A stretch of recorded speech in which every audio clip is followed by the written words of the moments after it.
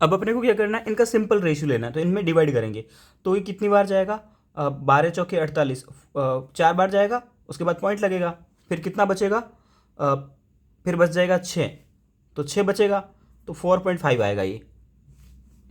Okay, इस to ये तो कितना आ जाएगा, 9 ही आएगा। 9.1 को मैं ऑन एन एवरेज 9 लिख दे रहा हूँ। ये कितना आएगा, 16 दूने 32, और एवरेज लोगों की कितना आ जाएगा, 2.5। देखो ये अगर 4.5 है तो ये इसका डबल है। साफ दिख रहा है ना, मतलब कि कार्बन अगर 1 है तो हाइड्रोजन 2 होंगे होंगे और ऑक्सीजन ये इसका भी आधा है। ऑक्सीजन कितना होगा, फिर ऑक्सीजन आधा होगा। सिंपल सिंपल सा रेशियो बता रहा हूँ मैं आपको। या फिर ऐसे करो कि हाँ, ऐसे ही तो करोगे, कार्बन और हाइड्रोजन आपस में डबल है, तो अब अगर आप देखोगे तो इसमें कार्बन और हाइड्रोजन दोनों इक्वल है, पॉसिबल नहीं है। कार्बन 1 है तो हाइड्रोजन 2 है, ये पॉसिबल हो सकता है। लेकिन कार्बन और ऑक्सीजन इसमें बराबर बराबर है, नहीं बराबर कहाँ है, कार्बन तो 4.5 है, ऑक्सीजन 2.5 है, ऐसा पॉसिबल नहीं है, नहीं है ना। ओके, ये वाला ऑप्शन भी नहीं है। कार्बन 2 है, हाइड्रोजन 4 है, सही है, कार्बन से हाइड्रोजन डबल है और ऑक्सीजन कार्बन से आधा है, ये बात भी सही है। ये बैठ ही नहीं रहा, देखो कार्बन 3 और हाइड्रोजन 4, ऐसा नहीं है। ऐसा ही ऑप्शन चेक करना आपको, कार्बन से हाइड्रोजन डबल थे। आसान क्वेश्चन था, ऐसे क्वेश्चन बहुत बार आ चुके हैं, ये क्वेश्चन आपको पैटर्न पता होना चाहिए। ओके, अगला क्वेश्चन मैंने आपको जियो सिम बहुत बार करवाया भाई, ESR का ऑर्डर चाहिए। ESR का ऑर्डर का पैटर्न अपन ने क्या बताया था, सबसे आगे +M, फिर +I, और फिर न्यूट्रल, और फिर -I, फिर -M। ये ऑर्डर था कि नहीं था ESR का? कितने सारे क्वेश्चन करवा दी मैंने, 1000 ऑफ क्वेश्चन करवाए थे, याद करो जब जीओसी पढ़ाई थी। ओके, और +M, दूसरी बात इसमें कंसेप्ट क्या लगता है, +M किसका लग रहा होता है, जिसके पास भी लॉन पेयर हो उसका लगेगा +M। -M किसका लगता है, जिसके पास भी मल्टीपल बॉन्ड हो। बहुत बार बातें हो चुकी है ये वाली। ओके, अब इसमें देखिए ये रिंग है, रिंग से ऑक्सीजन जुड़ा है, ऑक्सीजन पे लॉन पेयर होंगे, तो इसका क्या लगेगा, +M लगेगा। लगेगा +M, ठीक है, इसका लग रहा है +M। इसका क्या है, इसके पास मल्टीपल बॉन्ड दिख रहा है आपको, मल्टीपल बॉन्ड वालों का -M, तो बी वाले का क्या लगेगा, -M। और इसमें ऑक्सीजन के पास लॉन पेयर है, इधर नाइट्रोजन के पास में लॉन पेयर है, तो इसका क्या लगेगा, 2 +M लगेंगे। क्या लगेगा, 2 +M लगेंगे। और ये क्या है, हाइड्रोजन है, मतलब सिर्फ कार्बन है, हाइड्रोजन है, तो इसका लगेगा +I इफेक्ट। अब आप ऑर्डर लगा दो, सबसे आगे कौन आएगा, सबसे आगे आएगा C वाला। बिल्कुल आएगा कि नहीं आएगा, +M वाला आगे रहता है, तो C वाला आएगा, ये ऑप्शन नहीं हो सकते। सबसे पीछे कौन जाएगा, पीछे जाएगा आपका जिसका -M लग रहा हो। अभी ऑर्डर लिखा था अपन ने, -M वाला सबसे पीछे रहेगा, तो B वाला सबसे पीछे रहेगा। आंसर आ गया सेकंड ऑप्शन, परफेक्ट। ओके, अगला क्वेश्चन है, कौन सी रिएक्शन पॉसिबल नहीं है। भाई देखो, ये है आपका acid, carbon triple bond carbon, यानी कि एल्काइन जो होती है वो एसिड होती है। ये एसिड भी कैसा, वीक एसिड है। आप भैया बोलोगे कैसे पता लगा वीक एसिड है, ऑर्गेनिक के सारे एसिड वीक होते हैं, पिक्रिक एसिड को छोड़ करके। पिक्रिक एसिड भी वीक होता है इनऑर्गेनिक वालों के सामने, तो ठीक है। और ये क्या है, स्ट्रॉन्ग बेस है। वीक एसिड और स्ट्रॉन्ग बेस आपस में रिएक्शन करके सॉल्ट का फॉर्मेशन नहीं कर सकते, तो ये रिएक्शन पॉसिबल नहीं है। ऑप्शन में आए तो ऑल ऑफ दीज भी लिखा हुआ था, तो सारे ऑप्शन चेक करने पड़ेंगे। क्या HCl सिंपली इस पे रिएक्शन कर सकता है, कभी नहीं कर सकता। आप बोलोगे भैया ऐसी रिएक्शन होती है, इसको क्लोरिफिकेशन बोलते हैं, हेलोजिनेशन बोलते हैं इसको। तो ये रिएक्शन करने के लिए आपको यहाँ पर एक एसिड देना होगा जो इस चीज़ को तोड़ सके। इसको तोड़ने के लिए यहाँ कोई ना कोई रिएजेंट दिया होता है। आप ESR की जो NCERT की रिएक्शन है ना, उसमें यहाँ रिएजेंट जरूरी है। वो रिएजेंट है ना, इलेक्ट्रोफाइल का जनरेशन करता है, तो ये रिएक्शन भी पॉसिबल नहीं है। तीसरी वाली रिएक्शन, ये रिएक्शन पॉसिबल नहीं है, ये एलन के मॉड्यूल में भी लिखी हुई है, ये क्वेश्चन एलन के मॉड्यूल में भी था। ओके, क्यों नहीं पॉसिबल, क्योंकि यहाँ OH है, या क्या होगा, OH हटेगा और Cl लगेगा, लगेगा तो यहाँ पर OH हटेगा और Cl लगेगा, तो OH को हटा, OH एक बैड लिविंग ग्रुप है। कैसा है, बुरा लिविंग ग्रुप है। Lg लिख रहा हूँ मतलब लिविंग ग्रुप है। OH क्या है, बैड लिविंग ग्रुप है। तो इसको बैड लिविंग ग्रुप बनाने के लिए, बैड जैसे पहले ये ऐसे लगा हुआ है C2H5 और OH, बैड लिविंग ग्रुप है, हटेगा ही नहीं। इसको हटाने के लिए अपने पास में रिएक्शन करवाओगे ना अगर NaCl से, तो पहले यहाँ पे कोई ना कोई एक हाइड्रोजन यहाँ होना चाहिए, एसिड होना चाहिए। वो एसिड क्या करेगा, इस OH को पहले कन्वर्ट करेगा गुड लिविंग ग्रुप में। कैसे करेगा, C2H5O हाइड्रोजन हाइड्रोजन, फिर ये गुड लिविंग ग्रुप बन जाएगा और गुड लिविंग ग्रुप बनने के बाद में OH के फॉर्म में बाहर निकल जाता है। तो अकेला NaCl OH को रिमूव नहीं कर पाता है, क्यों, क्योंकि OH एक बैड लिविंग ग्रुप है। तो ये वाली रिएक्शन भी पॉसिबल नहीं है। मैंने सब कुछ क्लियर कर दिया, तो आंसर जाएगा ऑल ऑफ दीज। गया, अगले क्वेश्चन पे आते हैं। उसके बाद में अगला जो क्वेश्चन है, ये रिएक्शन दे रखी है आपको। इस रिएक्शन में साफ पता लग रहा है ये आपकी कोई एरोमेटिक कंपाउंड है, उसके साथ में HNO3 और H2SO4 दिया है, मतलब ये नाइट्रेशन रिएक्शन है। कौन सी रिएक्शन है, नाइट्रेशन रिएक्शन है। इतना पता लगा। ऑप्शन से पता लग रहा है कि नाइट्रेशन होगा, NO2 लग रहा है। कहाँ NO2 लग रहा है वो अपने को चेक करना है। सही बात है, कहाँ NO2 लग रहा है वही चेक करना है। ओके, अब NO2 कहाँ लगेगा, सीधी सी बात है, इसमें दो रिंग है, एक ये रिंग है, एक ये रिंग है। दोनों में से कोई एक रिंग रिएक्ट करेगी। क्यों, क्योंकि ज़्यादा कब करवाते, अगर यहाँ पे एक्सेस लिखा होता तो। और ऑप्शन में से भी पता लग रहा है कि NO2 एक ही लग रहा है, इसमें भी एक लगाया है, इसमें लगाया ही नहीं है, और इसमें एक लगाया है, इसमें एक लगाया है, एक ही में लगाया है हर ऑप्शन में। और वैसे भी अपने को पता होना चाहिए, जब तक एक्सेस ना दे दे या 2 मोल ना दे दे, तब तक अपन एक ही ग्रुप अटैच करेंगे। ओके, तो यहाँ एक ग्रुप अटैच होगा, ये बात मैंने आपको समझा दी। अगली बात क्या है, अगर आपको वीडियो मेरा समझ में आ रहा है अच्छे से, मेरी वॉइस बोलने की फ्रिक्वेंसी आपकी सुनने की फ्रिक्वेंसी से मैच करती है, तो आप ड्यूअल स्पीड में वीडियो देख सकते हैं, 1.5 1.25, इसमें आपको टाइम बचेगा और आप और भी चीज़ें पढ़ पाएंगे। ठीक है, तो यहाँ बचेगा, यहाँ दो रिंग है, एक ये वाली रिंग है, एक ये वाली रिंग है। इस रिंग पे NO2 लगा है, NO2 लगाता है -M, और इधर लगा है लोन पेयर वाले लगाते हैं +M। तो भाई ये वाली रिंग डीएक्टिवेटिंग रिंग है और ये वाली रिंग एक्टिवेटिंग रिंग है। तो इन दोनों में से अगर रिएक्शन करवानी होगी तो एक्टिवेटिंग वाली रिंग अटैक करवाएगी, +M वाली रिंग की वजह से अटैक होगा, मतलब इस रिंग के साथ में ये HNO3 काम करेगा। ये है +M वाला। आपको पता होगा +M वाले जब भी अटैक करवाने जाते हैं तो ऑर्थो या पैरा वाले प्रोडक्ट बनते हैं, ऑर्थो पैरा प्रोडक्ट बनते हैं। -M वाले कहाँ अटैक करवाते हैं, मेटा पर, और +M वाले कहाँ अटैक करवाते हैं, ऑर्थो एंड पैरा पर। तो इसके सीधे पैरा पे NO2 लगना चाहिए, बिल्कुल पैरा पे NO2 लगना चाहिए। इस रिंग में पैरा पे NO2 लगा हुआ है, यही इसका आंसर होगा। अगला वाला क्वेश्चन, RS नोमेनकल्चर।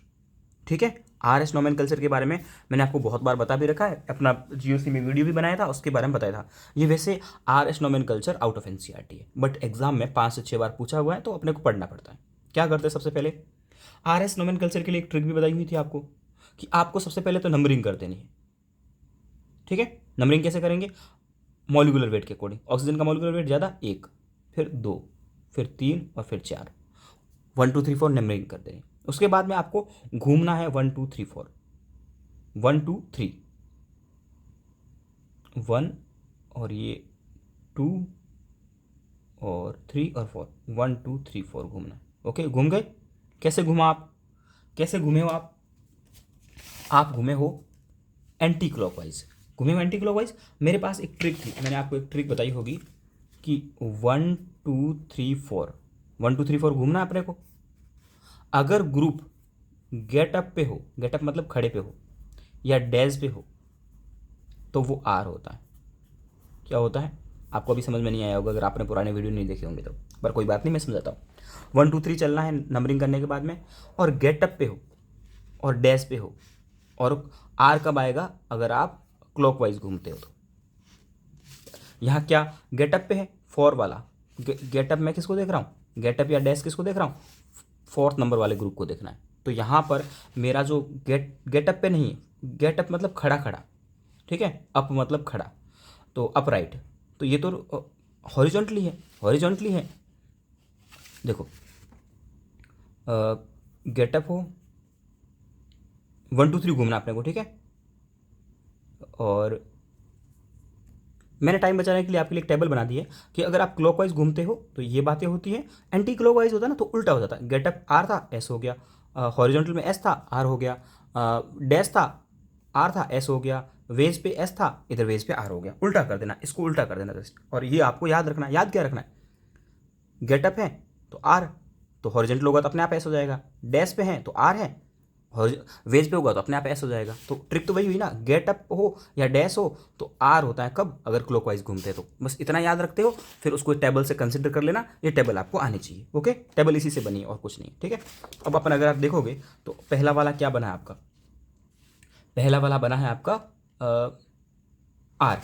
देखो क्यों, क्यों एंटी क्लॉकवाइज घूमे हैं और गेटअप पे है, गेटअप पे नहीं हॉरिजॉन्टल पे है, तो क्या होगा आर, पहला वाला होगा आर। दूसरे वाला क्या, कैसे नंबरिंग करेंगे, पहले मॉलिक्यूलर वेट के अकॉर्डिंग नंबर करेंगे, 1 2 3 4 हो गया। 1 2 3 घूमेंगे, कैसे घूमे, क्लॉकवाइज घूमे, इस बार क्लॉकवाइज घूमे हैं। और 4 वाला कहाँ पे है, 4 वाला इसमें तो है ही नहीं वेज डैश पे। जब 4 वाला वेज डैश पे नहीं है तो इसको क्या करना पड़ता है अपने को, किसी एक के ऊपर में ऐसे अरे यार मैंने इस पे पेन चला दी, कौन सा डैश पे था अब ध्यान भी नहीं है, तो चलिए इसको छोड़ देते हैं, कोई दिक्कत नहीं। वैसे इसका मतलब कि एक को फिक्स करके फिर पूरे को रोटेट करवाना होता है, और कुछ भी नहीं होता, सिंपल सा है। और आपका नाम आ जाएगा आर या एस जो भी आ रहा है, तो आई थिंक दोनों, इसका आंसर तो क्या ही था, आंसर से क्या ही फर्क पड़ेगा, बट आर ही था ये भी, ठीक है, क्योंकि इसको घुमाना था। इसमें ये शायद ये डैश डैश था, यस ये डैश डैश था। अब इसको कैसे घुमाएंगे, इसको ऐसे घुमाएंगे, इस ब्रोमीन को फिक्स कर दिया, ब्रोमीन के ऊपर मैंने कील ठोक दी, ठीक है, और फिर ब्रोमीन के ऊपर कील ठोक दी, मतलब ब्रोमीन यही रहेगा। ओके, उसके बाद मैंने क्या किया,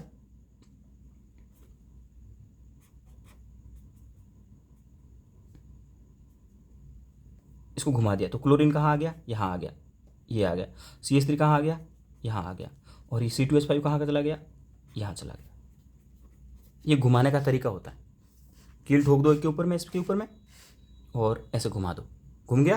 और उसके बाद अब दोबारा से नंबरिंग करो, अब नंबरिंग करोगे वापस 1 2 3 और 4। अब कैसे घूमोगे, 1 2 3 1 2 3 घूम गए, एंटी क्लॉकवाइज घूमे, इस बार एंटी घूमे, और कहाँ पे है ये, डैश पे, सॉरी वेज पे, एंटी क्लॉकवाइज घूमे और वेज पे है। तो एंटी और वेज आपका जो ट्रिक था, एंटी और वेज, एंटी और वेज होगा तो क्या होगा, आर होगा, तो दोनों के दोनों आर होंगे। ओके, घुमाना सीखिए आप, कैसे घुमाना है, एक बार घुमाना वापस दिखा देता हूँ मैं आपको, ताकि आपको कोई दिक्कत ना रहे। पहले इसको सीधा जैसे है ना वैसे वैसे बना लेता हूँ मैं। क्लोरीन, ब्रोमीन, कार्बन, CH4, और ये आपका वेज के ऊपर में C2H5। ओके, क्या करेंगे, इसके ऊपर में अपन कील ठोक देंगे, ब्रोमीन के ऊपर में, किसी के ऊपर ठोक सकते हो आप, चाहो तो क्लोरीन के ऊपर ठोक सकते हो, इसके ऊपर कील ठोक दी। उसके बाद में ऐसे क्लॉकवाइज घुमा देंगे, तो क्या होगा कि ये क्लोरीन यहाँ से हट करके यहाँ आ जाएगा, आ गया। CH4 यहाँ था वो यहाँ आ जाएगा, और C2H5 यहाँ चला जाएगा, ऐसे करते हैं। ओके, तो ये क्वेश्चन बहुत अच्छा था, 2 मिनट लेने वाला। अगला वाला क्वेश्चन क्या पूछता है आपसे, आपको इतना ग्राम मेटल दिया है, उसको ट्रीट करा रहे हैं एसिड के साथ में, तो उसका इतना वॉल्यूम निकल रहा है, इतने वॉल्यूम की हाइड्रोजन निकल रही है, तो आपको कैलकुलेट करना है इक्विवेलेंट वेट। देखो इक्विवेलेंट वेट के लिए फिक्स फॉर्मूला होता है, तो इक्विवेलेंट वेट के लिए फॉर्मूले होते हैं ना, वो होता है weight upon equivalent weight, okay, बराबर V अपॉन V इक्विवेलेंट। मैं ये क्यों लगा, बहुत सारे फॉर्मूले होते हैं इक्विवेलेंट वेट के, मैंने इलेक्ट्रोकेमिस्ट्री में आपको कवर भी करवाए हैं वो सारे, ठीक है, बट ये भी फॉर्मूला था, वेट अपॉन इक्विवेलेंट वेट बराबर V अपॉन V इक्विवेलेंट। याद करो, वेट कितना दिया आपको, 0.32 ग्राम, इक्विवेलेंट वेट अपने को फाइंड आउट करना है। वॉल्यूम कितना दिया है, 11.112 ml, इसको लीटर में लिखना पड़ेगा, तो 1000 से डिवाइड कर दोगे तो कितना आएगा, 1.12 लीटर। V इक्विवेलेंट, अब V इक्विवेलेंट कहाँ से लाएंगे भाई, V इक्विवेलेंट याद रखना होता है। कैसे याद रखेंगे भैया, एक तो हाइड्रोजन का याद रखते हैं और क्लोरीन का याद रखते हैं, वो होता है 11.2 लीटर। एक ऑक्सीजन का याद करते हैं, वो होता है 5.6 लीटर।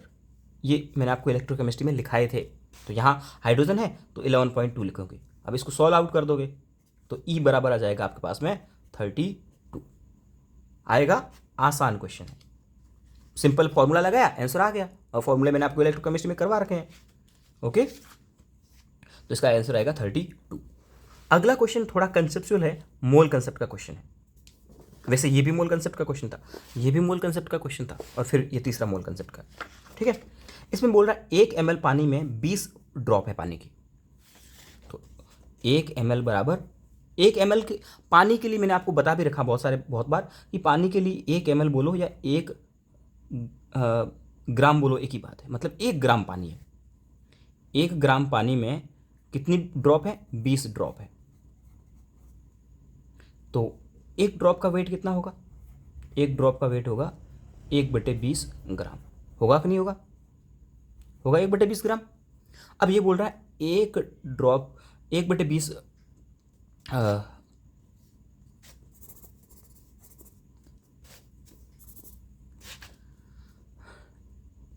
1/20 ग्राम है। ओके, 1 ड्रॉप का वेट। क्यों मैंने 1 ड्रॉप का वेट क्यों निकाला? क्योंकि मुझे बताना है 1 ड्रॉप के अंदर कितने मॉलिक्यूल होते हैं।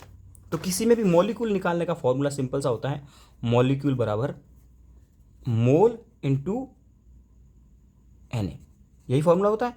मोल कैसे निकालोगे? Weight upon molecular weight. Weight कितना है?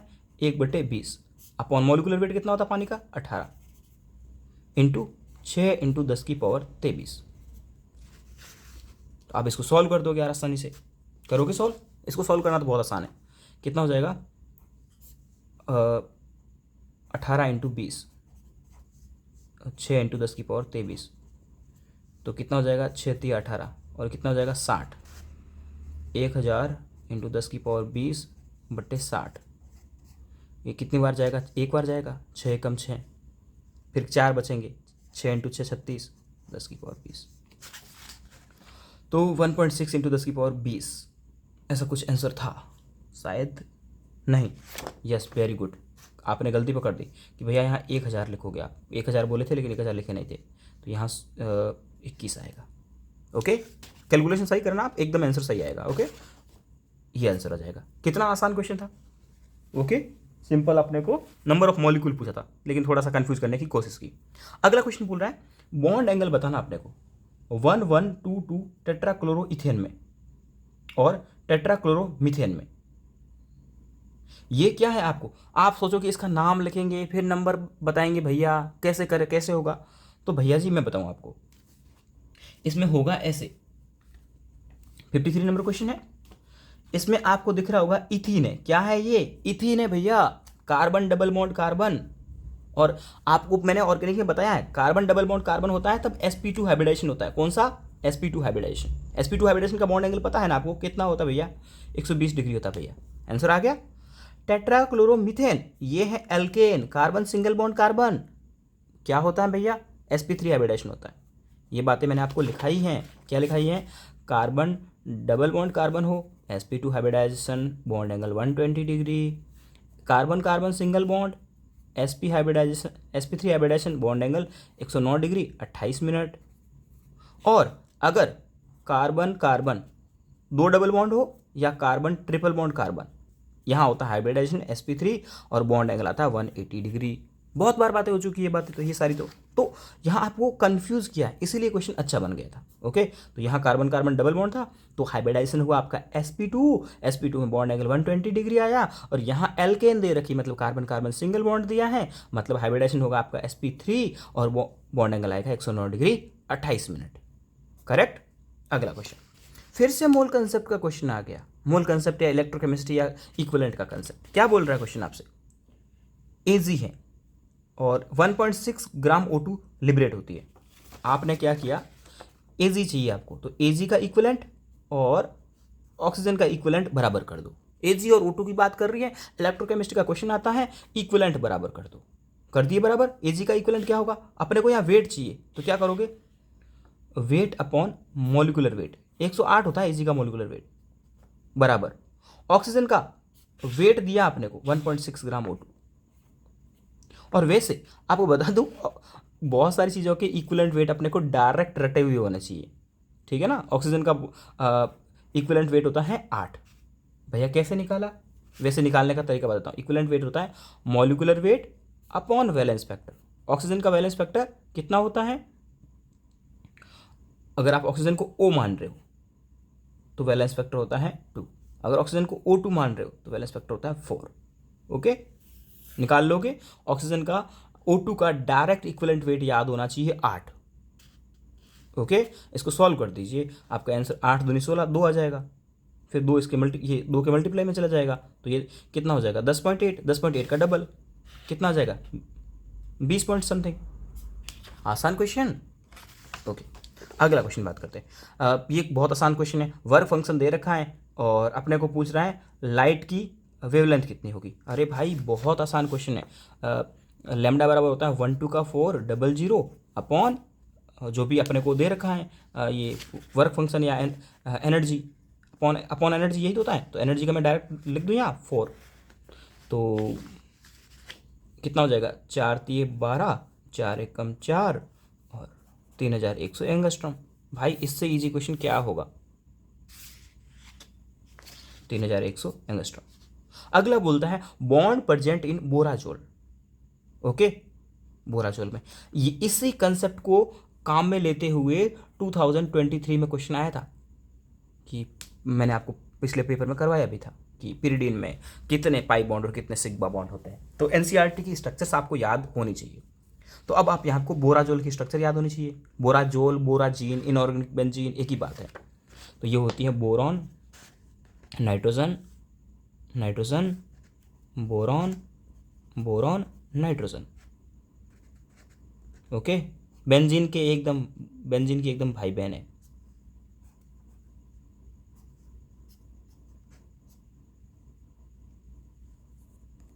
तो इसमें आप सिग्मा बॉन्ड काउंट करोगे तो 12 तो आएंगे सिग्मा, और 3 पाई बॉन्ड दिख ही रहे हैं, 1 2 और 3, 3 पाई। आसान क्वेश्चन है। कब, अगर आपको स्ट्रक्चर याद है तो 12 सिग्मा 3 पाई। ओके, नेक्स्ट जो क्वेश्चन है इसमें आपको P4O10 और P4O6 की स्ट्रक्चर आनी चाहिए। कैसे बनाते हैं, phosphorus phosphorus phosphorus phosphorus, P4 की स्ट्रक्चर आपको याद आनी चाहिए। ओके, उसके बाद में मैंने आपको याद करने की ट्रिक बताई थी। ओके, तो यहाँ ऑक्सीजन लगाओ, यहाँ ऑक्सीजन लगाओ, यहाँ ऑक्सीजन लगाओ, यहाँ ऑक्सीजन लगाओ, यहाँ ऑक्सीजन लगाओ, यहाँ ऑक्सीजन लगाओ, ये क्या हो जाएगी, ये हो जाएगी P4O6 की स्ट्रक्चर। ओके, हो गई स्ट्रक्चर। उसके बाद में अगर आपसे P4O10 की स्ट्रक्चर पूछे तो कुछ भी मत करो, एक ऑक्सीजन यहाँ लगाओ, एक ऑक्सीजन यहाँ लगाओ, एक ऑक्सीजन यहाँ लगाओ, एक ऑक्सीजन यहाँ लगाओ, ये बन गई P5O10 की स्ट्रक्चर। ये ट्रिक था अपना तैयार करने का, इसी बेसिस पे ये क्वेश्चन है। P4O6 P joint 3PO bond, 3O and P4 is 4P atoms. ये सही बात है, अपने को यहाँ पे करेक्ट स्टेटमेंट पूछा तो ये सही है और ये भी सही है। इनके ऑक्सो एसिड्स ये होते हैं S3P, इसका होता है S3PO3 और इसका होता है S3PO4। इसका 6 से रिलेटेड होता है 3 और 4 से रिलेटेड 4। ओके, दोनों स्टेटमेंट करेक्ट है तो आपका आंसर हो जाएगा। अगला क्वेश्चन आपसे क्या पूछ रहा है, अगला क्वेश्चन पूछ रहा है कौन सा स्टेटमेंट रॉन्ग है, ये बात पता होना चाहिए। रॉन्ग पूछ रहा है, क्या पूछ रहा है रॉन्ग में, H2O2 it is stable in acidic medium. Wrong पूछ रहा है अपने से, ठीक है। बोल रहा है एसिडिक मीडियम में स्टेबल होता है H2O2, बिल्कुल सही बात है। पर इसको है ना, ये किसका क्वेश्चन है, बात करें ना तो यार ये मिक्स टाइप का क्वेश्चन है, हाइड्रोजन का और केमिकल बॉन्डिंग का। पहला स्टेटमेंट हाइड्रोजन का था, तो अब अपने काम का है नहीं पहला स्टेटमेंट तो, बट फिर भी मैं बताता हूँ आपको H2O2 एसिडिक मीडियम में स्टेबल होता है। उसके बाद अगला बोलता है act as oxidising as well as reducing agent. सही बात है, H2O2 के बारे में हर कोई जानते हैं कि OA और RA दोनों की तरह काम करता है, रेडॉक्स वाले चैप्टर में लिखा हुआ है, तो ये करेक्ट है, ये भी करेक्ट है। अगला बोलता है it has zero dipole moment. बिल्कुल, यहाँ पर आ गई आपकी पीरियोडिक टेबल। तो अगर H2O2 की बात करें ना तो H2O2 का डायपोल मोमेंट जीरो नहीं होता है, आपने इनऑर्गेनिक में पढ़ा होगा अच्छे से। तो ये स्टेटमेंट इनकरेक्ट है और इनकरेक्ट ही अपने को पता करना, तो आंसर जाएगा 3rd। बाकी ये दोनों पहला और ये दोनों हाइड्रोजन वाले चैप्टर से था, अब उसका मतलब नहीं है, तो ये क्वेश्चन आधा अधूरा आउट ऑफ सिलेबस हो चुका है। अगला क्वेश्चन क्या बोलता है, which of the following dehydration H2SO4 gives propylene.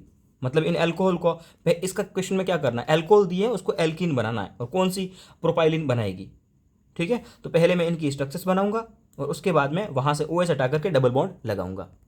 तो आपने को क्या करना है, यहाँ से OH को रिमूव करना है, OH को रिमूव करना है, डबल बॉन्ड लगाना है। तो इसमें प्रोपाइलिन बन गया, बिल्कुल बन गया। प्रोपाइलिन बनाना था ना, तो बन गया। इसमें क्या करोगे, OH को हटाओगे, डबल बॉन्ड लगाओगे। क्या ये प्रोपाइलिन बना है क्या? नहीं बना है। OH को हटाओ, डबल बॉन्ड लगाओ। प्रोपाइलिन 3 कार्बन का बना है, बिल्कुल बना है। यहाँ OH हटाओ, डबल बॉन्ड लगाओ। क्या प्रोपाइलिन बना है? नहीं। इन दोनों ऑप्शन में ब्यूटाइलिन बन गया है। तो ये क्वेश्चन सॉल्व करना ही नहीं था ऐसे वैसे स्ट्रक्चर बना करके, क्योंकि इसमें ब्यूटाइल है, इसमें भी ब्यूटाइल है, तो ब्यूटाइल से प्रोपाइल तो बनेगा नहीं। क्यों नहीं बनेगा बताऊं? क्योंकि डिहाइड्रेशन में कोई कार्बन का नंबर कम तो होने वाला नहीं है, तो सेकंड भी नहीं होगा और फोर्थ भी नहीं होगा। तो सेकंड और फोर्थ जहाँ जहाँ दिखे उसे हटा दो। सेकंड दिख गया, सेकंड दिख गया, सेकंड दिख गया, आंसर क्या जाएगा? Second option. ओके, अगला क्वेश्चन, इसका IUPAC नेम आपसे पूछ रहा है। तो पहले तो यहां आप देखोगे लॉन्गेस्ट चैन का सिलेक्शन करोगे, ये होगी आपकी लॉन्गेस्ट चैन। उसके बाद नंबरिंग, ठीक है। तो यहां 2 फंक्शनल ग्रुप लगे हुए हैं, एक तो है कीटोन और एक है आपके पास में साइनाइड। तो इसमें से मेजर प्रिंसिपल फंक्शनल ग्रुप कौन है, ये आपको कैसे पता लगेगा? ये पता लगेगा आपको जब आप NCERT देखोगे। NCERT में एक टेबल बनी हुई है जहां वो बताती है कि कौन सा किस फंक्शनल ग्रुप को अपन प्रिंसिपल फंक्शनल ग्रुप मानते हैं। ओके, तो आपको पता लगेगा कि साइनाइड प्रिंसिपल फंक्शनल ग्रुप है, ये नहीं। तो ये लॉन्गेस्ट चैन बन जाएगी ये। नंबरिंग कहाँ से करोगे? 1 2 3 4 5 होगा। अब आप देखोगे 4 नंबर पे एक फंक्शनल ग्रुप लगा हुआ है जिसका नाम है ऑक्सो, ठीक है। तो 4 पे क्या लगा हुआ है? ऑक्सो। और ये क्या है? Butane nitrile. क्या होगा? 1 2 3 4 5, सॉरी पेंटेन नाइट्राइल। आंसर तो आ गया आपका। यहां पर एक ही कंसेप्ट था कि इन दोनों में से प्रिंसिपल फंक्शनल ग्रुप कौन होगा, उसी के बेसिस पे आंसर आया। और वो NCERT में टेबल बनी हुई है। प्रिंसिपल फंक्शनल ग्रुप अगर कीटोन और साइनाइड दोनों दिए होते हैं तो साइनाइड है जो प्रिंसिपल फंक्शनल ग्रुप होता है। ये मैंने आपको बताया भी था जब आपको ऑर्गेनिक केमिस्ट्री पढ़ाई थी, बहुत अच्छे से समझाया था, ठीक है। तो ये साइनाइड प्रिंसिपल होगा, तो आंसर आएगा नाइट्राइल। वैसे ही आंसर आ गया, बस नाइट्राइल देखते ही, बाकी पूरा सॉल्व करना ही नहीं था। अगला क्वेश्चन है, ये रिएक्शन करवानी है अपने को। ये रिएक्शन भी मैंने आपको बहुत बार करवा चुका हूँ मैं, इस बार और करवाते हैं, ठीक है। पीएच दिया है कार्बन और यहाँ दिया है CH3, carbon carbon double bond CH2। Electrophilic addition reaction है बेंजीन की, सॉरी बेंजीन क्या, एल्कीन की। और यहाँ पर Cl2 दिया है और साथ में दिया है वाटर, ठीक है। तो पहले क्या होगा, वाटर क्या होता है? न्यूक्लियोफाइल होता है, पूरा का पूरा वाटर न्यूक्लियोफाइल होता है। और क्लोरीन क्या होगा? क्लोरीन प्लस में और क्लोरीन माइनस में टूटेगा, टूटेगा, ओके टूट गया। अब यहाँ पे पहला अटैक होता है कार्बोकेटाइन का, मतलब पॉजिटिव का। तो पहला अटैक करेगा क्लोरीन प्लस, इलेक्ट्रोफाइल करेगा। इस रिएक्शन का नाम ही इलेक्ट्रोफिलिक एडिशन रिएक्शन है। कैसे पता लगा? सारी एल्कीन इलेक्ट्रोफिलिक एडिशन रिएक्शन देती है, पता होगा। तो पहला अटैक करेगा क्लोरीन, कहाँ करेगा? क्लोरीन अटैक करेगा। और क्लोरीन अटैक मार्कोनिकॉफ के अकॉर्डिंग करता है, इलेक्ट्रोफाइल वहाँ जाता है जहाँ हाइड्रोजन ज़्यादा होते हैं। तो इस कार्बन पे जा करके क्लोरीन अटैक कर देगा, यहाँ क्लोरीन बनेगा और यहाँ बन जाएगा पॉजिटिव। फिर दूसरा अटैक किसका होगा? दूसरा अटैक होने के लिए न्यूक्लियोफाइल का अटैक करेगा। न्यूक्लियोफाइल क्लोरीन भी है और न्यूक्लियोफाइल वाटर भी है, जो स्ट्रांग होगा वो करेगा। तो स्ट्रांग न्यूक्लियोफाइल होता है वाटर, होता है, तो वाटर अटैक करेगा। वाटर यहाँ पे अटैक कर देगा, और वाटर अटैक करता है तो क्या लगता है? OH का लगता है। लगेगा कि नहीं लगेगा? अब दूसरी बात कि OH इधर अटैक करेगा या ऊपर अटैक करेगा? तो OH करेगा अपोजिट साइड अटैक। रीजन क्या है? इसके पास में लॉन पेयर है, क्लोरीन के पास में। लॉन पेयर जब भी होता है, मैंने EAR में समझाया था आपको, जब भी लॉन पेयर होगा तो PH और CH3 ये ऐसे कार्बन और CH2, अगर क्लोरीन इधर लग गया तो इधर क्लोरीन के लॉन पेयर है, लॉन पेयर से थोड़ा थोड़ा इसको दिक्कत होगा, तो हिंड्रेंस पैदा होगा, तो रुकावट पैदा होगी, तो OH इधर लगेगा। ओके, तो इसके अकॉर्डिंग आप आंसर कर लोगे, बहुत आसान सी बात थी। यहाँ क्लोरीन लग जाएगा और ये OH लग गया। ओके, आसान क्वेश्चन है, कोई दिक्कत नहीं। इलेक्ट्रोफिलिक एडिशन तो बहुत पढ़ी भाई अपन ने, बहुत टाइम वेस्ट किया है। अगली रिएक्शन है, इसके ऊपर में PDC और हाइड्रोजन गैस का रिएक्शन करवा रहे हैं। पहली बात तो इसका करेंगे तो क्या होता है भाई? PD क्या करता है? ये रिड्यूसिंग एजेंट है मेटल और हाइड्रोजन। तो आप NCERT में दे रखा है, डबल बॉन्ड हट जाएगा, तो क्या बनेगा? यहाँ डबल बॉन्ड था ना, वो एल्केन में कन्वर्ट हो गया, और इसके अंदर भी जो डबल बॉन्ड था ना, वो भी एल्केन में कन्वर्ट हो गया। अगर आपके उसकी हाइड्रोजन के साथ में रिएक्शन करवाते हो तो प्रोडक्ट यही बनेगा। उसके बाद में इसमें 2 स्टीरियो सेंटर है, पता लग रहा होगा। स्टीरियो सेंटर मतलब जिसकी वैलेंसी, चारों वैलेंसी अलग अलग हो। तो ऐसे कार्बन 2 है, 2 कार्बन है। पहला काम क्या था, इसकी रिएक्शन करवानी थी हाइड्रोजन से, आपने करवा दी और 2 स्टीरियो सेंटर मिल गए। अब आप पूछ रहे हैं स्टीरियो आइसोमर्स कितने होंगे। तो जब भी इस टाइप का क्वेश्चन आता है तो स्टीरियो आइसोमर्स का नंबर होता है 2n-1 प्लस 2n/2 -1। ये फॉर्मूला है डायरेक्ट, एनसीईआरटी में नहीं है लाला, आउट ऑफ एनसीईआरटी। ओके, पूछ रहे हो भैया एनसीईआरटी में कहाँ दिया है। एन की वैल्यू कितनी है, 2 है, तो 2^2 - 1 प्लस 2^2/2 -1। तो 2^2 - 1 मतलब 2^1 यानी कि 2 प्लस 2^1 - 1 2^0, किसी की पावर 0 उसका मतलब होता है 1। तो यहाँ बनेंगे आपके 3। आंसर क्या आएगा, 3। ये क्वेश्चन अच्छा था। ओके, चलिए अगला रिएक्शन क्वेश्चन है कोरे हाउस सिंथेसिस। भैया ये भी कोरे हाउस भी आउट ऑफ एनसीईआरटी है। कोरे हाउस कौन नहीं देता है, वैसे कोरे हाउस वुड्स रिएक्शन का सौतेला भाई है। ओके, वुड्स रिएक्शन का सौतेला भाई है। तो इसमें आप देख लो वुड्स रिएक्शन कौन सा नहीं देगा, भाई ये नहीं देगा वुड्स रिएक्शन, सीधी सी बात है। तो कोरे हाउस सॉरी वुड्स रिएक्शन का सौतेला भाई है, बस इतना याद रखना था। बट आउट ऑफ एनसीईआरटी है। 2024 के एग्जाम में एक भी क्वेश्चन आउट ऑफ एनसीईआरटी नहीं आएगा, बिल्कुल टेंशन मत लीजिए। ये क्वेश्चन आ चुके हैं, मैं पेपर सॉल्व कर रहा हूँ इसलिए मुझे करवाने पड़ रहे हैं। बट मैं बताऊँ एक आपको एक फैक्ट, मतलब मेरे एक्सपीरियंस से 2016 में भी जब जब 2 बार नीट होता है, ये फैक्ट है, जब जब 2 बार नीट होता है तो जो सेकेंड टाइम पेपर आता है ना, उस time out of NCERT question आते हैं। ये बात ध्यान रखना, पहले पेपर में आउट ऑफ एनसीईआरटी नहीं आते। ये कब की बात है, हमेशा की बात है। पहले एनसीईआरटी बड़ी थी तो आपको ऐसा लगेगा 2014 के क्वेश्चन देखने में कि यार ये भी तो आउट ऑफ एनसीईआरटी है, बट उस टाइम वो चीज़ें एनसीईआरटी में थी। लेकिन 2014 में भी, 2015 में भी 2 बार पेपर हुआ था। तो दूसरी बार जब हुआ था आउट ऑफ एनसीईआरटी आया था। 14 में भी 2 बार हुआ था, आउट ऑफ एनसीईआरटी आया था। 2016 में भी 2 बार हुआ था। इतना घटिया घटिया पेपर आउट ऑफ एनसीईआरटी आए थे, तो इसमें भी आउट ऑफ एनसीईआरटी आए हुए हैं। तो यही एक फैक्ट है, आपके पेपर में बिल्कुल एनसीईआरटी से आएगा प्योर डिट्टो। ओके, चलो बात करिए। अगला question, cubic system true false वाला है। Cubic system has possible 4 unit cell. भाड़ में जाओ, सॉलिड स्टेट। अगला क्वेश्चन है ये फिर से Mullikens Barker test. Mulliken Barker test आपके पास सिलेबस में बिल्कुल नहीं है, इसके बारे में आपको बिल्कुल भी चिंतित होने की ज़रूरत नहीं है। मैं बता दूं मुलिकन बार्कर टेस्ट क्या होता है। नाइट्रो एनो, जो एनो होती है ना, नाइट्रोसोबेंजीन, ये नाइट्रोबेंजीन नहीं है, नाइट्रोसोबेंजीन वो देती है और नाइट्रो कंपाउंड्स बनाती है। तो आंसर तो यही जाएगा। आप बस ये रखा मुलिकन बार्कर्स टेस्ट। ओके, बाकी ज़्यादा आपको टेंशन लेने की जरूरत नहीं आएगा क्वेश्चन ये। ओके, अगला क्वेश्चन, रेडियस रेशियो, ये भी आपके काम का नहीं है, आउट ऑफ एनसीईआरटी हो गया। अगला क्वेश्चन इलेक्ट्रोकेमिस्ट्री का, ये अच्छा क्वेश्चन है।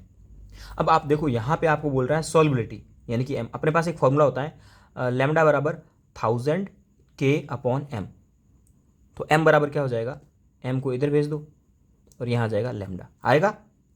अब ये आता है आपका, और यहाँ ये आपका आता है मोल पर लीटर में। किस में आता है, मोल पर लीटर में आंसर आता है, याद करो। अगर बट आंसर किससे पूछ रहा है, ग्राम पर लीटर में। जब भी ग्राम पर लीटर में पूछेगा तो यहाँ पर मॉलिक्यूलर वेट से मल्टीप्लाई करना पड़ेगा कि नहीं पड़ेगा। अगर आपका ग्राम में पूछेगा तो यहाँ मॉलिक्यूलर वेट से मल्टीप्लाई करना पड़ेगा, यानी कि यहाँ 1000 होगा ऊपर, बिल्कुल होगा, और यहाँ मॉलिक्यूलर वेट भी होना चाहिए। तो ऊपर 1000 भी होना चाहिए, मॉलिक्यूलर वेट भी होना चाहिए। 1000 K मॉलिक्यूलर वेट अपॉन ये जो भी लैम्डा है, इसका लैम्डा तो इसने एजी का एक्स दे रखा है, इसका वाई दे रखा है, तो एजी एक्स का लैम्डा कितना हो जाएगा, सीधी सी बात है ना, एजी एक्स का क्या होगा, X plus Y. Direct formula पूछा है, लेकिन फॉर्मूला पूछने में भी इसने दिमाग लगा लिया अपना, इतना हरामखोर निकला ये। अपने पास फॉर्मूला होता है 1000 K अपॉन लैम्डा m बराबर, और ये आता है किसमें, मोल पर लीटर में। पर भैया जी यहाँ आपको क्वेश्चन देना है 1000 K into molecular weight upon lambda, अगर ग्राम पर लीटर में आंसर पूछा है तो तब एन फॉर्मूला लगता है ये। ओके, लैम्डा क्या होता है, अगर अलग अलग का दे रखा है तो लैम्डा बराबर उनको ऐड करके होता है। इसको कॉलराउस का लॉ बोलते हैं, पता नहीं किस साइंटिस्ट का लॉ बोलते हैं, कि अलग अलग का दे रखा है तो जोड़ देते हैं। तो एक्स और वाई दिया था तो जोड़ दिया, तो फॉर्मूला वही होगा 1000 K molecular weight upon lambda. आगे आंसर समझ में आपको, कैलकुलेशन पे नहीं जाना आपको। अगेन अगला क्वेश्चन है, ये आपको दे रखा है ग्लूकोज, ग्लूकोज को हीट किया H2SO4 के साथ में, इस रिएक्शन को आप क्या बोलोगे? इस रिएक्शन को बोलेंगे अपन लोग डिहाइड्रेशन। H2SO4 के साथ में रिएक्शन करते हैं इसको। ओके, अगला क्वेश्चन, भाड़ में जाओ। उसके बाद अगला क्वेश्चन ये XgF4 है। XgF4 तो आपने रटा रखा, मैंने आपको बता करके, 4 साइड बॉन्ड होते हैं और 2 लॉन पेयर होते हैं, तो 4 तो ये हो जाएंगे, 2 हो जाएंगे ऊपर नीचे lone pair, 4 bond pair 2 lone pair, कितने हो गए? 6 में हाइब्रिडेशन हो जाएगा sp3d2 XgF4 का, तो डी का आएगा थर्ड, डी का थर्ड। उसके बाद में सी का चेक करो, सी का चेक करते हैं। PCl फास्फोरस के पास 5 इलेक्ट्रॉन थे, एक पॉजिटिव है मतलब 1 इलेक्ट्रॉन चला गया, 4 इलेक्ट्रॉन रह गए, 4 में से 4 क्लोरीन खा गया, तो कितने बच गए आपके पास में? कुछ नहीं बचा। तो इसमें 4 बॉन्ड पेयर है, लॉन पेयर है ही नहीं, तो 4 बॉन्ड पेयर का हो जाएगा sp3, तो सी का आ जाएगा 4। हाइब्रिडाइजेशन पूछा, सिंपल सिंपल सा। अगला क्वेश्चन, ओके। उसके बाद अगला क्वेश्चन करेक्ट स्टेटमेंट पूछा है, यहाँ करेक्ट इनकरेक्ट इन सब का गोला मार करके अच्छे से आप समझ लिया कीजिए, ऐसे मत कर देना प्लीज़, कहीं रॉन्ग पूछा है आप राइट बता के आ रहे हो, ये मत कर देना। ये कार्बिन है, एक तो है फ्लोरीन की कार्बिन, एक है क्लोरीन की कार्बिन। और मैं आपको बता दूं कि मैंने जब पढ़ाया था GOC, तब मैंने कार्बिन के बारे में बताया था कि कौन सी कार्बिन स्टेबल होती है, बता रखा मैंने। ओके, तो CF2 ये स्टेबल होती है सी इससे, ये सही बात है, सही स्टेटमेंट है, इसमें इसको याद ही करना था, इसमें कोई समझने वाली बात नहीं थी। ओके, और ये ऑर्डर था रे, बताया था मैंने आपको, CF2 CCl2 CBr2 CI2, ये ऑर्डर होता है कार्बिन की स्टेबिलिटी का। जब मैंने GOC पढ़ाई थी तब आपको लिखाया भी था, समझाया भी था, और वीडियो पढ़ा आप देख सकते हो। तो ये दोनों स्टेटमेंट करेक्ट है, A B और C। ओके, तो A B करेक्ट है, इसमें नहीं है, इसमें नहीं है, इसमें है, इसमें है।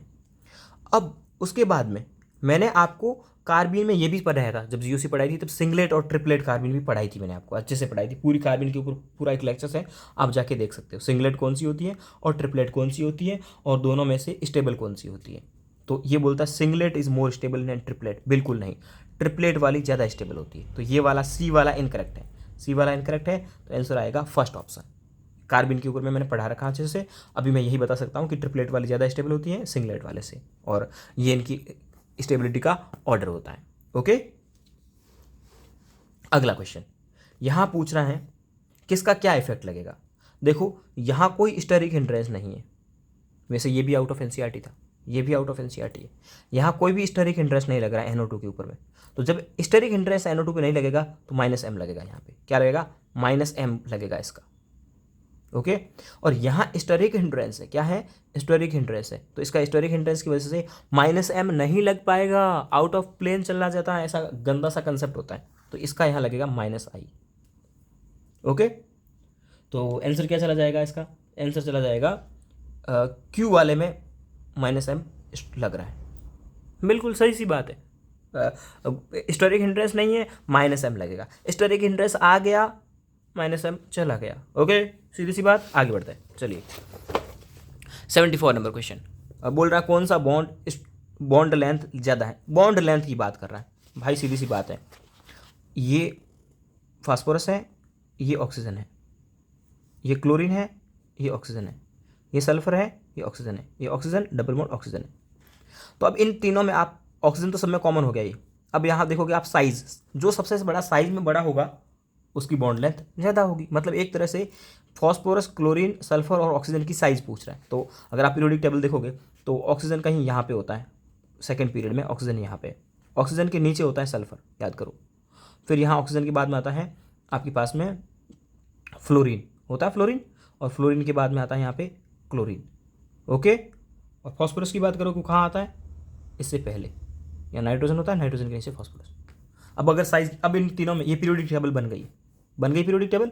अब आप साइज देखो, साइज में बड़ा कौन है, लेफ्ट टू राइट जाते हैं तो साइज डिक्रीज होती है, मतलब ये तीनों के तीनों राइट साइड में, तो ये यहाँ साइज किसकी बड़ी होगी, जो नीचे होगा पीरियोडिक टेबल में, जो नीचे होता है और जो लेफ्ट साइड में होता है वो साइज में बड़ा होता है। तो फॉस्फोरस यहाँ पे साइज में बड़ा है, जब साइज में बड़ा है तो उसकी बॉन्ड लेंथ बड़ी होगी। ओके, इजी क्वेश्चन, ठीक है, आउट ऑफ NCERT में है ये। तो बोलता है गिव्स वाइट ये एनसीईआरटी में दे रखा प्योर। भाई AgNO3 के साथ में कौन प्रिसिपिटेट देता है, ऐसा क्वेश्चन मैंने बहुत करवाए हैं, वो देती है टर्मिनल एल्काइन। क्या, तो कौन देती है, terminal carbon triple bond carbon.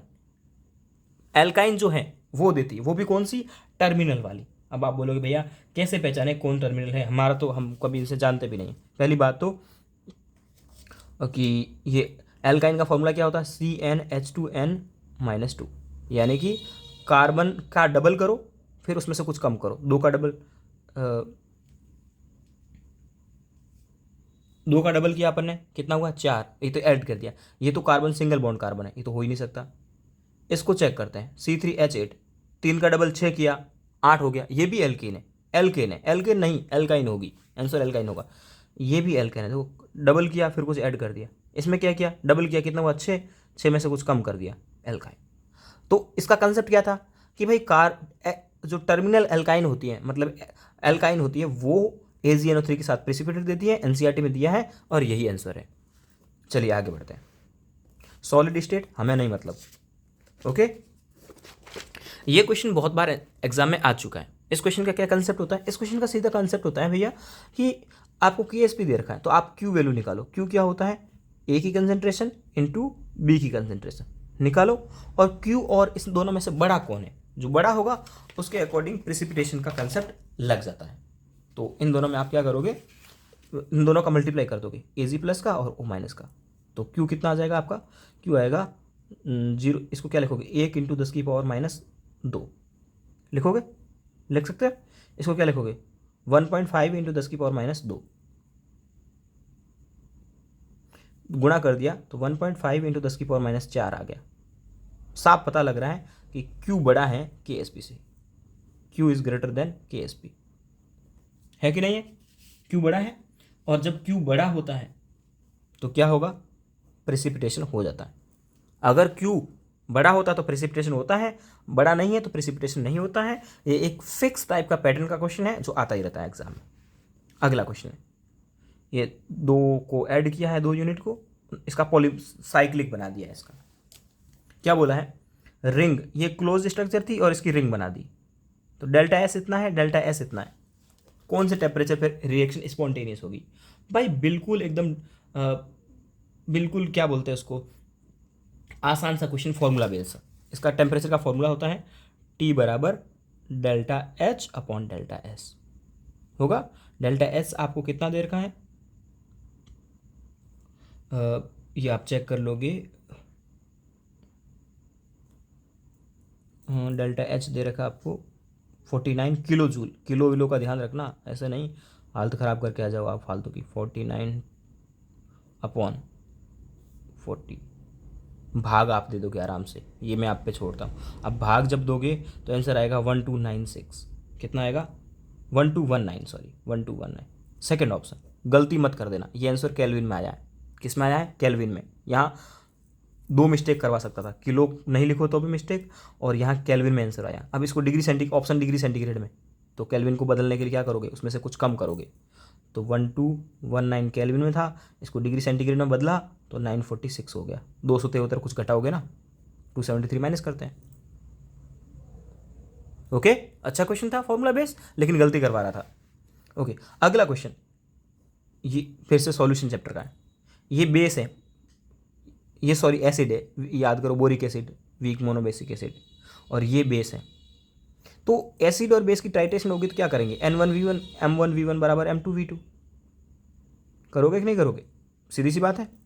M1 कितना दिया है 0.1, V1 कितना दिया है 200 ml, बराबर M2 कितना दिया है 0.5, और V2 पता करना है। सॉल्व कर दो, पॉइंट से पॉइंट हट गया, 200 में 5 का भाग दे दोगे, कितना आएगा 80 ml। आसान क्वेश्चन, बहुत आसान क्वेश्चन, ऐसा क्वेश्चन शुरुआत में भी पढ़ाते हैं आउट ऑफ एनसीईआरटी। देखो वैसे ये ग्राफ अब अपने आप सिलेबस में नहीं है, लेकिन फिजिक्स में आएगा अभी भी, तो मैं आपको बता देता हूँ कि ये आपको प्रेशर एडियाबैटिक का आपको पता है कि कौन मोनो एटॉमिक होती है, कौन डाई एटॉमिक। ये ग्राफ फिक्स होता है, आपको ग्राफ याद होगा कि ऊपर डाई एटॉमिक होता है और नीचे मोनो एटॉमिक होता है, और पॉली एटॉमिक इसके भी ऊपर होता है। तो डाई एटॉमिक यानी कि O2 कौन होगा, यहाँ पे O2 होगी और यहाँ पे क्या होगी, हीलियम होगी। सिंपल सी बात है, बिल्कुल ग्राफ ये तो रटा हुआ होता है हर किसी के फिजिक्स में, तो सेंसर आ गया। ओके, अगला है NaC, NaF, NaCl, NaBr और NaI, ये सारे दे रखे हैं। इसमें से बोलता है NaF का मेल्टिंग पॉइंट हाई होता है, इसका क्या रीज़न है? तो भाई सीधी सी बात है, ये आयनिक कंपाउंड होता है, उनका melting point boiling point high होता है। Third option, okay, ionic compounds के melting point boiling point high होते हैं। मोस्ट इनोलिक फॉर्म, अब कीटो और इनोल, ये क्वेश्चन पहले बहुत आता था, आइसोमेरिज्म का क्वेश्चन है, ये 2-3 बार नीट में आ चुका है। ठीक है, जनरली क्या होता है, कीटो और इनोल में से कीटो वाला ज़्यादा स्टेबल होता है। अब ये बोलता है मोस्ट इनोल, इनोल जो मतलब कौन सा स्टेबल होगा भाई, जिसमें कॉन्जुगेशन होगा। ठीक है, इसमें कोई कॉन्जुगेशन नहीं है, pi sigma lone pair conjugation है, बट यहाँ कॉन्जुगेशन नहीं है, तो ये तो नहीं हो सकता। इसमें भी देखोगे यही बात है, pi sigma lone pair conjugation है, बट इधर नहीं है, ये तो इनोल इनोल दे रखा, ये भी नहीं होगा। इसमें देखोगे पाई सिग्मा लॉन पेयर, पाई पाई नहीं, यहाँ पे भी नहीं है कॉन्जुगेशन।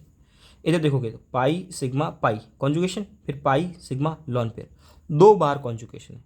क्या है? 2 कॉन्जुगेशन, 2 कॉन्जुगेशन की वजह से ये वाला ज़्यादा स्टेबल है। ओके, ये प्रीवियस ईयर्स क्वेश्चन है। अगला क्वेश्चन, इन दोनों में से अगर आप देखोगे तो कौन सा स्टेबल होता है? अब भाई सीधी सी बात है, सिलिकॉन है, उसके बाद में फ्लोरीन तो इतना इतना होगा, तो 4 फ्लोरीन और ये 2 फ्लोरीन, ये तो स्टेबल है, पॉसिबल है कि मतलब कि रह सकता है। लेकिन अगर क्लोरीन की बात करोगे तो क्लोरीन की साइज होती है ये, अब ऐसे 6 क्लोरीन कैसे लगाओगे भाई? फ्लोरीन और क्लोरीन में साइज में फ्लोरीन छोटा होता है, तो फ्लोरीन स्टेरिक हिंड्रेंस नहीं प्रोड्यूस करता है, लेकिन क्लोरीन बड़ा होता है तो स्टेरिक हिंड्रेंस प्रोड्यूस करता है, तो क्लोरीन वाला कंपाउंड नहीं बन सकता, ये बन ही नहीं सकता, ये नहीं बन सकता। और फ्लोरीन वाला बनता है, क्यों? क्योंकि इसका साइज स्मॉल होता है। आसान क्वेश्चन, सीधा, बहुत केमिकल बॉन्डिंग का बहुत बेसिक क्वेश्चन, ये बेसिक क्वेश्चन, ये बेसिक क्वेश्चन, इसके ऊपर ये बेसिक क्वेश्चन, अभी पूरा करके अपन सारे डिस्कस भी कर लेंगे। अगला इक्विवेलेंट कंसेप्ट वाला केमिकल इक्विलिब्रियम का क्वेश्चन आया, चलिए इसको सॉल्व करते हैं। ये अपने को बोल रहा है H2 और I2 की रिएक्शन करवाते हैं, चलिए करते हैं। H2 + I2 gives 2HI। Initial में क्या होगा? ये 1 होगा, ये 1 होगा, ये 0 होगा। उसके बाद में क्या बोलता है? 80% डिसोसिएट हो जाता है। ओके, तो ये कम हो जाएगा, -0.8 और ये क्या हो जाएगा? 2 × 0.8। क्या ये सही लिख रहा हूँ मैं? बिल्कुल सही लिख रहा हूँ। ओके, अब अपने को केसी पूछ रहा है, तो केसी क्या होगा? HI की कंसंट्रेशन का स्क्वायर अपॉन H2 की कंसंट्रेशन इंटू I2 की कंसंट्रेशन। भैया ये लिखना बहुत आसान सी बात होती है। पहले कुछ नहीं दिया तो 1 मोल मान लेते हैं, उसके बाद में जितना डिसोसिएट बोलता है, हाइड्रोजन को डिसोसिएट बोलने की बात की तो वो इसमें से कम कर देते हैं। तो अब यहाँ पे लिखो, और ये कितना हो जाएगा? 1.6, तो 1.6 का स्क्वायर अपॉन 0.8, 1 - 0.8, ओके सॉरी 1 - 0.8। इसको अगर आप सॉल्व कर दोगे तो आपके पास में आंसर तो आ ही जाना है, वो कितना आएगा? 6.4। आसान है ये, 0.2 हो जाएगा, ये कितना होगा? 1.6 × 1.6 अपॉन 0.2 × 0.2, पॉइंट से पॉइंट हटा दोगे, हो गया। ये कितना हो जाएगा? 16, 8 और ये भी हो जाएगा 8, 8 × 8 64। आसान कैलकुलेशन है भाई। आप बोल रहे हो कि भैया आप कैलकुलेशन नहीं करवा रहे हो, छोड़ के जा रहे हो, अरे आप कर लोगे, मुझे आप पे भरोसा है। ठीक है, अगला क्वेश्चन क्या बोलता है? ये अपने को एक रिएक्शन दे रखी है, इसका टेम्परेचर कितना होगा? अरे भाई अभी अपन फॉर्मूला याद करके आए हैं। टेम्परेचर क्या था? टेम्परेचर का फॉर्मूला सीधा सिंपल सा डायरेक्ट फॉर्मूला था अपने पास टेम्परेचर का, क्या था? ΔH upon ΔS। टेम्परेचर निकालने को बोलेगा तो यही करेंगे अपन, और ये क्वेश्चन बहुत बार एग्जाम में आ चुका है, इस पेपर में ही 2 बार आ चुका है। ओके, तो ΔH कितना है? 30 किलो का, ध्यान रखना, 30 और ये 1 2 3, ओके, और अपॉन 1000। अरे इसमें तो भाग देने की भी दिक्कत नहीं है, तो ये आ गया आपका 300। अरे 300 तो ऑप्शन में नहीं है भैया, ये जो आंसर आया वो केल्विन में आया। अब इसमें से -273 करोगे तो कितना आ जाएगा? आपके पास में आ जाएगा 27 डिग्री सेंटीग्रेड। आसान क्वेश्चन, डर क्यों रहे हो भाई? मैं हूं ना साथ में, मैं हूं तो ये कटवा दूंगा। ओके, अगला क्वेश्चन ये बोलता the equivalent weight of salt, ये सॉल्ट है रिड्यूसिंग एजेंट, इसको रिड्यूसिंग एजेंट की तरह काम कर रहे हो आप। ये एक बड़ा सा गंदा सा सॉल्ट दे रखा है, ओके, गंदा सा सॉल्ट दे रखा है और इसको करना है रिड्यूसिंग एजेंट की तरह काम में लेना है। तो इसका खुद का क्या होगा, इसका खुद का होगा ऑक्सीडेशन। क्या होगा, ऑक्सीडेशन। बोलोगे भैया हमने कैसा सॉल्ट देखा ही नहीं। भाई ये गंदा सॉल्ट है, इसमें C2O4 ही है। क्या है, C2O4-2 है, ओके। अब इसका ऑक्सीडेशन करोगे तो ये किस में जाता है भाई, सीधी सी बात है, C2O4 का हो या कार्बन हो, इसका ऑक्सीडेशन करते तो CO2 बनती है। ये बात आपको पता होनी चाहिए, ठीक है। इसका ऑक्सीडेशन स्टेट निकालो, कितना आएगा, +3 आएगा। इसका निकालो, कितना आएगा, +4 आएगा। अब चेंज इन ऑक्सीडेशन स्टेट निकालो। चेंज कैसे निकालोगे, यहाँ कार्बन के कितने मॉलिक्यूल है, 2, तो कितना हो जाएगा, 6 - 4 कितना आ जाएगा, 2। इक्विवेलेंट क्या होता है, molecular weight upon valence factor. आसान क्वेश्चन था, थोड़ा कंसेप्चुअल था, थोड़ा गंदा था, थोड़ा गलत करने की गलत करवा रहा था आपको, लेकिन गलत आपको करना नहीं था। सिंपल आपको ऑक्सीलेट से CO2 बनानी थी, तो थोड़ा इसको कंसेप्चुअल बोल सकते हैं, ओके। अगला क्वेश्चन आपसे बोल रहा है कि 100 ml ऑफ मिक्सर NaOH का दिया है और इसको इससे न्यूट्रलाइज कर रहा है, तो NaOH का इसमें से वेट कितना होगा, इक्विवेलेंट बराबर कर दो। जब एसिड बेस का जब भी क्वेश्चन आता है तो उसका इक्विवेलेंट बराबर कर देना चाहिए। इनके अपन इक्विवेलेंट बराबर कर देते हैं। इसका तो वेट ही पूछ रहा है, तो NaOH का इक्विवेलेंट क्या करेंगे, NaOH का इक्विवेलेंट बराबर H2SO4 का इक्विवेलेंट, यही करेंगे। तो चलिए NaOH का इक्विवेलेंट क्या होगा, वेट अपॉन इसका इक्विवेलेंट वेट होता है 40 NaOH का, ठीक है। जैसे इक्विवेलेंट वेट 40 कैसे आया, molecular weight upon valence factor. Valence factor कहाँ से आया, ये एक OH देता तो इसका वैलेंस फैक्टर 1 हो गया। उसके बाद में इसका इक्विवेलेंट निकालोगे आप। इसका इक्विवेलेंट कैसे निकालोगे, इसका इक्विवेलेंट निकालने के लिए आप करोगे, एक तो इसका इक्विवेलेंट निकालोगे mole into valence factor, okay, mole into valence factor. Equivalent कैसे निकालोगे, मोल इंटू वैलेंस फैक्टर। मोल कितने हैं इसके, निकाल दो, डायरेक्ट इसका वेट दे रखा है, मोल तो इसका निकल जाएगा। मोल कैसे निकालोगे, मैं यहाँ निकाल के दिखा रहा हूँ आपको। H2SO4 के इक्विवेलेंट निकाल रहे हैं, ठीक है। इक्विवेलेंट क्या हो जाएगा, मोल इंटू वैलेंस फैक्टर। मोल कहाँ से आएगा, इसने मोलरिटी दे रखी है, तो मोलरिटी, वैसे मोलरिटी क्या होती है, मोलरिटी होती है मोल अपॉन वॉल्यूम। तो मोल क्या हो जाएंगे, N बराबर हो जाएगा M इंटू V, ओके। तो यहाँ क्या आ जाएगा, M into V into valence factor. M कितना दे रखा आपने को, 0.5, और वैलेंस फैक्टर कितना होता है इसका, H2SO4 का 2, क्यों, 2H+ देता है।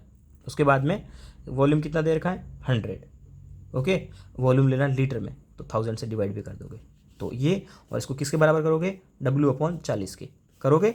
इसको सॉल्व करोगे तो आपका आंसर आ जाएगा, सॉल्व करने के बाद में 0.4। आसान क्वेश्चन था, फॉर्मूला बेस। अगला क्वेश्चन फिर से मोल कंसेप्ट का, ये मोल कंसेप्ट पे, ये मोल कंसेप्ट पे, ये मोल कंसेप्ट पे, बहुत मोल कंसेप्ट पे क्वेश्चन पूछ लिए थे उसने, ओके। पर मेरे को ये क्वेश्चन करवाना था आपको, ये सारे क्वेश्चन बहुत अच्छे थे इसीलिए करवा रहा हूँ मैं आपको। A sample of phosphorus trichloride PCl3 दिया अपने को, इतने मोल दिए। How many atoms presents. भाई मोल डायरेक्ट दे दी तो एटम निकालने की कोई दिक्कत नहीं। एटम निकालने का फॉर्मूला होता है मोल इंटू Na, ये तो मॉलिक्यूल हो गए, इंटू एटोमिसिटी होगा। मोल कितना दिए हैं, 1.4, ठीक है। 6 × 10⁻23 इंटू एटोमिसिटी कितनी है, 1 ये 3 ये 4। सॉल्व कर देना यार इसको, इतना मैं आप पे छोड़ ही रहा हूँ, सीधी सी बात है, ओके। वैसे बताऊँ आपको, 4 इंटू इस 24 हो जाएगा, 6 × 24, 24 का डेढ़ गुना करना है, 24 का डेढ़ गुना मतलब 24 + 24 का आधा, डेढ़ गुना मतलब यही, तो 30 × 10⁻23, तो ये कितना हो जाएगा, 3 × 10⁻24।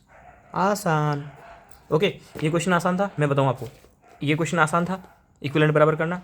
ये क्वेश्चन हार्ड था, एक बार में गलत कर सकते हैं। ये क्वेश्चन आसान था, ये क्वेश्चन बहुत आसान था, ये आसान था, ये आसान था, ये वाला क्वेश्चन आसान था क्योंकि आ चुका पहले, ये आसान था, ये वाला भी आसान था।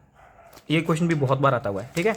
उसके बाद में एक हार्ड मिला अभी तक, ये आसान था, ये आसान, ये आसान, ये आसान, ये आसान था, ये आसान था, ये भी आसान था। उसके बाद में ये वाला आसान, ये आसान, ये आसान, ये आसान, ये हार्ड, 2 हार्ड क्वेश्चन हुए, ठीक है। ये वाला क्वेश्चन हार्ड 3, ये वाला इजी, इजी, इजी, इजी, ये भी इजी, ये भी इजी, ये भी इजी, ये भी इजी, ये भी इजी, ये भी, ये थोड़ा सा हार्ड, हार्ड मॉडरेट बोल सकते हो, 4। ठीक है, बाकी इसमें तो सारे के सारे इजी थे, इधर तो सारे के सारे इजी थे सारे इजी। तो पेपर ऑलमोस्ट इतना हार्ड पेपर बनाया था, फिर भी 4 क्वेश्चन आउट ऑफ एनसीईआरटी थे, वो हार्ड थे, बाकी बहुत इजी थे। आपके भी पेपर एकदम इजी टाइप का आएगा, एनसीईआरटी का आएगा। एनसीईआरटी की ऑर्गेनिक इनऑर्गेनिक आप अच्छे से पढ़ते रहिए, और बाकी क्वेश्चन लगाते रहिए डेली, जितने लगा सकते हो आप, और थ्योरी के पन्ने पलटते रहिए। मिलते हैं कल, मैं आपके लिए वीडियो बना ही रहा हूँ।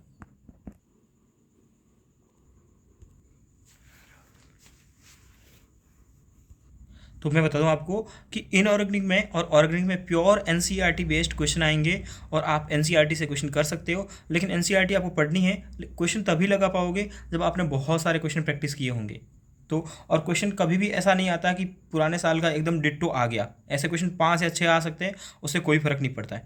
आपको पूरे सारे क्वेश्चन सही करने हैं, 180 मार्क्स लेके आने केमिस्ट्री में, जो कि पॉसिबल है। अगर आप पुराने साल के पेपर लगाते हो तो आपको पता लग जाता है, क्वेश्चन डिट्टो नहीं आएंगे, बट उसी पैटर्न के उसी जैसे क्वेश्चन आते रहते हैं। तो आप एनसीईआरटी पढ़िए, जितना टाइम है उसमें, जितना टाइम दे सकते हो आप। और अभी जितना भी टाइम है, आप जितना टाइम पढ़ते हो, मान लीजिए आप डेली के 15 घंटे पढ़ते हो, तो 7 घंटे कम से कम बायो पढ़िए, प्योर एनसीईआरटी पढ़िए, खूब सारे एमसीक्यूज लगाइए, और कोई कंसेप्ट आप रुकते हो तो वहाँ आप अपने नोट्स दे सकते हो पुराने सारे, और मॉड्यूल देख सकते हो। मॉड्यूल की थ्योरी पे अभी नहीं जाना आपको बार बार एनसीईआरटी में, बायो में, लेकिन 7 से 8 घंटे आपको रेगुलर एनसीईआरटी पढ़नी है, मल्टीपल रिवीजन करना है एनसीईआरटी का, जितनी बार बोले आप 50 बार पढ़ सकते हो, और तो मल्टीपल रिवीजन करना है। ऐसे ही आपको इनऑर्गेनिक और ऑर्गेनिक एनसीईआरटी से पढ़नी है, और एनसीईआरटी बेस्ड एमसीक्यू सॉल्व करने हैं। उससे आपके बायो में और केमिस्ट्री में पूरे में से पूरे नंबर आ सकते हैं, पॉसिबल हैं, और आते भी हैं, और आपके भी आ सकते हैं। और रही बात फिजिक्स की, फॉर्मूले रिवाइज कीजिए, लिख लिख के फॉर्मूले ट्राई कीजिए, प्रीवियस ईयर्स के क्वेश्चन लगाइए, और आपके जो नोट्स हैं उन नोट्स के क्वेश्चंस को सॉल्व कीजिए खुद से। खाली पन्ने पलट के पढ़ने से मतलब नहीं होगा, सॉल्व करने पड़ेंगे क्वेश्चन। अभी खूब सारा टाइम पड़ा है, 1 महीना बहुत टाइम होता है, 1 महीना बहुत टाइम होता है, तो आप उसमें कर सकते हो। बाकी मेरा अब ये टैब पड़ा है, ख़राब हो चुका पूरा, तो इसको रिपेयर करवाने के लिए आज दे के आया था मैं, बट कल इसको वापस दे के आना, इसलिए मैं बुक ऑर्डर किया था, और इस बुक से आपको क्वेश्चन करवा रहा हूँ। तो इस एक बुक भी है, और एक बुक मैंने और भी अच्छी सी ऑर्डर की है, उससे भी आपको क्वेश्चन करवाऊँगा। प्रीवियस ईयर्स के लिए तो ये वाली बुक है ही अपने पास में, और बाकी क्वेश्चन करने के लिए आपके लिए अलग बुक है मेरे पास में। Okay, thank you so much.